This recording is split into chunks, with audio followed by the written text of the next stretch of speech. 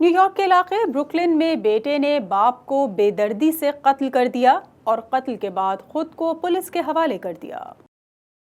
New York police کے مطابق انہوں نے بروکلن کے علاقے 14 ایونیو کے قریب اسٹریٹ 84 سے ایک 26 سالہ نوجوان خالد حمید کو مبینہ طور پر اپنے والد کو چھری کے وار کر کے بے دردی سے قتل کرنے پر گرفتار کیا ہے۔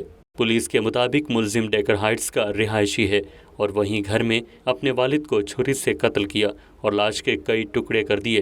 اس کے بعد صبح تقریباً 4:30 بجے ایک قریبی اسٹور پر گیا اور وہاں پولیس کو بتایا کہ اس نے اپنے والد کو قتل کر دیا ہے۔ ملزم کے اعتراف کے بعد پولیس نے اسے گرفتار کیا اور ملزم کے ہی بتائے گئے ایڈریس 14 ایونیو اسٹریٹ 84 پہنچی، جہاں ملزم کے والد 57 سالہ عماد احمد کی لاش پڑی تھی۔ پولیس کے مطابق مقتول کو بے دردی سے قتل کرنے کے بعد لاش کے تیز دھار آلے سے کئی ٹکڑے بھی کیے گئے، جسم کے دیگر اعضاء بھی وہاں سے اٹھائے گئے۔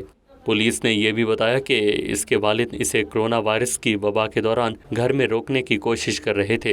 پولیس نے جائے وقوع سے ایک چاقو بھی برآمد کیا۔ اس موقع پر ملزم کے پڑوسیوں نے پولیس کو بتایا کہ انہیں رات گئے چیخنے کی آوازیں سنائی دیں، لیکن انہوں نے اس لیے کچھ نہیں کیا کہ اس گھر سے شور شرابے کی آوازیں آنا روز کا معمول تھا۔ پڑوسیوں کے مطابق مقتول بہت اچھے انسان اور کوئنس میں ایک سپر مارٹ کے مالک تھے۔